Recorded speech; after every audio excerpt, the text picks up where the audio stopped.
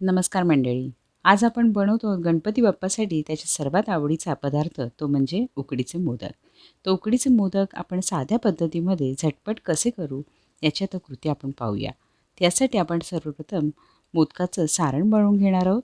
तर एका कढईमध्ये आपण पाव चमचा तूप घालून घ्यायचं आहे. तूप छान गरम झालं की आपण त्यामध्ये साधारण इथे मी 1.5 वाटी ओलं खोबरं घेतलेलं आहे. तर त्या प्रमाणामध्ये आपण 11 मोदक यामध्ये बनवणार आहोत. तर 1.5 वाटी इतकं खोबरं मी इथे घेतलेलं आहे. 1.5 वाटी खोबऱ्यासाठी आपण इथे शुभ्र असा नारळ किसून घेतलेला आहे. मोदकासाठी नेहमी शुभ्र नारळच किसून घ्यायचा, जेणेकरून त्यामध्ये कुठलाही काळा भाग नारळाचा येणार नाही. आता 1.5 वाटीसाठी आपण इथे साधारण 1 वाटी गूळ घालून घेणार आहोत. तर तुम्हाला जर गोड जास्त आवडत असेल तुम्ही गुळाचं प्रमाण यामध्ये वाढवू शकता. तुम्हाला हवा असेल तर तुम्ही ओला गूळही इथे चिरून वापरू शकतात.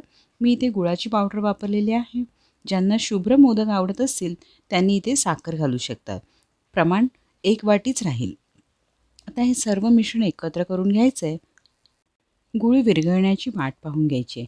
गूळ विरघळल्यानंतर सर्व मिश्रण एकत्र झालं की आपण यामध्ये थोडीशी खसखस घालून घेणार आहोत. आता इथे 2 मिनिटानंतर छान गूळ विरघळलेला आहे, तुम्ही पाहू शकतात. आणि आपलं मिश्रणही एकत्र झालेलं आहे. आता या स्टेजला आपण यामध्ये थोडं चवीपुरतं मीठ घालून घेणार आहोत. आणि आता यामध्ये आपण 1 चमचाभर खसखस घालून घेणार आहोत. आता आपल्याला खसखसला जास्त भाजायचं नाही आहे. यावरती आपण 1 चमचाभर वेलची पूड घालून घ्यायची आहे. तुम्हाला हवं असेल तर तुम्ही इथे जायफळ पूड किंवा सुंठ पावडर वापरू शकतात. आता यामध्ये मी बेदाणे आणि थोड्याशा मनुका घालून घेतलेले आहेत. आता हे सर्व मिश्रण एकत्र करून घ्यायचं आहे आणि लगेचच गॅस बंद करून घ्यायचं आहे. आता आपल्याला हे सारण थोडा वेळ थंड करून घ्यायचं आहे. तर सारण आपलं जोपर्यंत थंड होतं आहे तोपर्यंत आपण मोदकाची उकड बनवून घेऊया. आता काय करायचं आहे, छान आपण एका पातेल्यामध्ये जाडबुडाच्या पातेल्यामध्ये 1 ग्लास भरून आपण पाणी घेतलेलं आहे. त्यामध्ये आपण चवीपुरतं मीठ घालून घेतलेलं आहे. इथे पाव चमचा मी तूप घालून घेतलेलं आहे. तूप विरघळून पाण्यामध्ये छान उकळी आली की आपण जेवढं पाणी घेतलेलं आहे म्हणजे 1 ग्लास आपण इथे पाणी घेतलेलं आहे, तर 1 ग्लास आपण यामध्ये इथे सुगंधी मोदकाचं पीठ वापरलेलं आहे. तर यामध्ये आपण इंद्रायणी आणि बासमती तांदूळ याचं हे पीठ वापरलेलं आहे. छान ढवळून घ्यायचं आणि अशा रीतीने आपल्याला चमच्याच्या बुडाच्या साईडने याला छान ढवळून घ्यायचं आहे आणि व्यवस्थित आपल्याला हे पीठ एकत्र करून घ्यायचं आहे. तुम्ही पाहू शकता अजूनही गॅस चालू आहे, तर गॅस थोडासा मंद करून घ्यायचा आहे. आणि आपला चमचा ज्यावेळेला यामध्ये अडकायला लागेल तर त्या स्टेजला आपण काय करायचं आहे, चमचा काढून घ्यायचा आहे आणि आपल्याला ह्या उकडवरती आता झाकण ठेवून घ्यायचं आहे. तुम्ही पाहू शकता आता चमचा माझा अडकायला लागलेला आहे. आता या स्टेजला उकड आपली शिजलेली आहे. तर काय करायचं आहे, छान चमचा काढून घ्यायचा आहे आणि यावरती आपण आता झाकण ठेवून साधारण 5 मिनटं वाफ काढायची आहे. आता 5 मिनटानंतर आपली उकड छान तयार झालेली आहे. तिला एका ताटात काढून घ्यायचं आहे आणि आता आपल्याला ही उकड छान मळून घ्यायची आहे. उकड जर आपली व्यवस्थित मळली गेली तर आपले मोदक खूप छान सुबक बनतात. आता इथे हे जे मी पीठ बनवलं हे घरगुती पीठ बनवलेलं आहे. आता बऱ्याचदा असं होतं की पिठामध्ये थोडंसं कमी जास्त प्रमाण झाल्यामुळे कधी-कधी आपले मोदक चुकतात. तर अशी काहीच भीती न बाळगता तुम्ही इझिली हे मोदक बनवू शकतात. आता इथे आपण काय करायचं आहे, पीठ गरम आहे त्यामुळे एखादं भांडं घेऊन त्याच्या मागच्या बाजूने छान अशा गुठळ्या मोडून घ्यायच्या आहेत आणि उकड आपण वेगवेगळी करून घ्यायची आहे. आता इथे उकड आपण छान मोडून घेतली आहे आणि तुम्ही पाहू शकता आता गुठळ्याही आपण त्यातल्या काढून घेतलेले. अशा प्रकारे आपलं चिकट पीठ तयार झालेलं आहे. छान आता आपण हे सर्व पीठ एकत्र करून घ्यायचं आहे. अशा रीतीने थोडं-थोडं पीठ आपण एकत्र करून घेणार आहोत. थोडा पाण्याचा हापका मारून घ्यायचा आहे जेणेकरून आपलं सर्व पीठ एकत्र करायला मदत होईल. आता अशा रीतीने मी पीठ छान मळून घेणार आहे. पीठ व्यवस्थित मळून घ्यायचं जेणेकरून आपल्या मोदकांना चिरा जात नाहीत आणि मोदक तुटत नाहीत. आता अशा रीतीने आपण सर्व पीठ एकत्र करून घेणार आहोत. छान असा पिठाचा गोळा तयार झालेला आहे. छान मळून घ्यायचं आहे. तुम्हाला हवं असेल तर तुम्ही इथे तेलही वापरू शकता जर तुमच्या हाताला पीठ लागत असेल तर. आता अशा रीतीने छान आपण तुम्ही पाहू शकता गोळा बनतो आहे. म्हणजे आपलं पीठ आता छान तयार झालेलं आहे. आता आपण हे पीठ एका दुसऱ्या भांड्यात काढून घेऊया आणि तुम्हाला जेव्हा मोदक करायचे असतील त्यावेळेला तुम्ही हे पीठ झाकून ठेवू शकतात आणि नंतरही वापरू शकतात. म्हणजे अगदीच घाई असेल तर पीठ तुम्ही झाकून ठेवू शकतात. आता इथे मी पीठ झाकून ठेवलं होतं. एक 10 मिनटं मी त्याला रेस्ट करायला ठेवलं होतं. आता आपण या पिठाचे गोळे करून घेतो. इथे थोडंसं पीठ माझ्या हाताला लागतं आहे, तर तुम्हाला हवं असेल तर तुम्ही या स्टेजला तेल लावून घेऊ शकतात.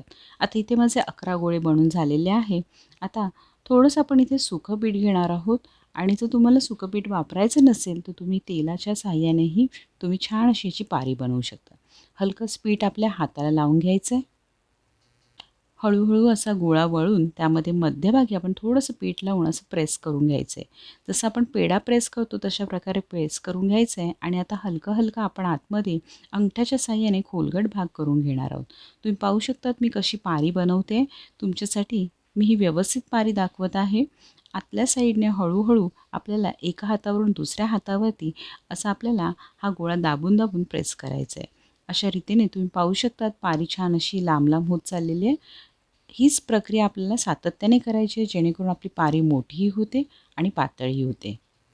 तर अशा रीतीने आपल्याला प्रेस करून करून छान अशी खोलगट पारी बनवून घ्यायची आहे. तुम्ही पाहू शकतात आपली पारी बनलेली आहे. शंखासारखा आकार आलेला आहे. आता एका बाजूला आपण हळदीची पानं चाळणीमध्ये घालून घ्यायची आहेत आणि ही पानं ओली आहेत. म्हणजे आपले मोदक बनले की आपण त्यावरती डायरेक्ट ठेवू शकतो. आता अशा मी पाऱ्याही बनवून घेतलेल्या आहेत.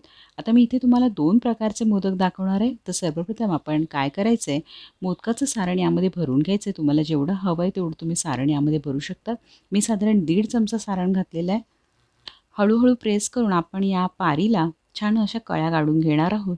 आता तुम्हाला जसं जमत असेल तुम्ही त्या पद्धतीने इथे कळ्या करून घेऊ शकतात.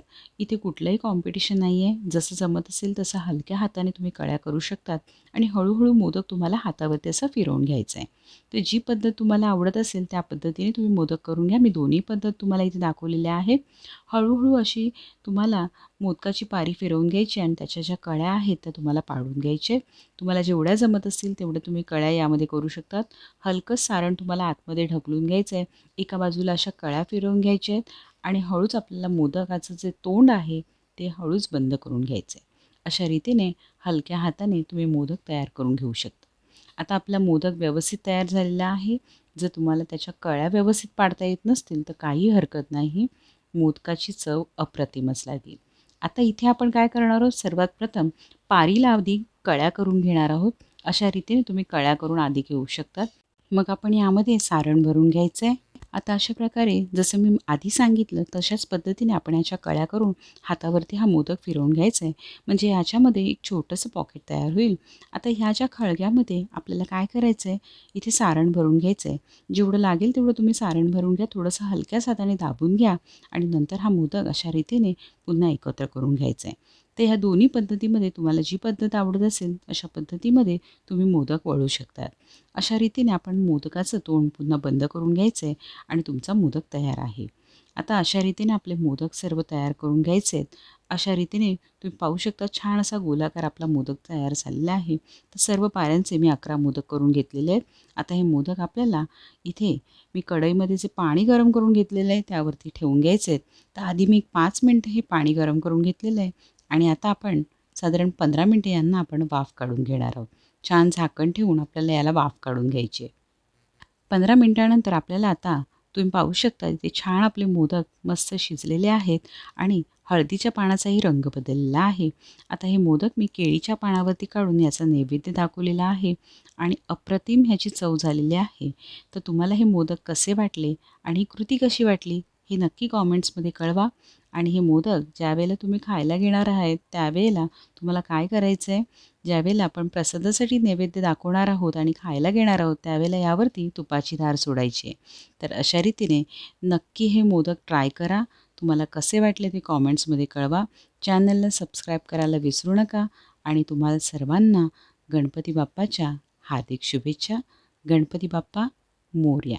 धन्यवाद.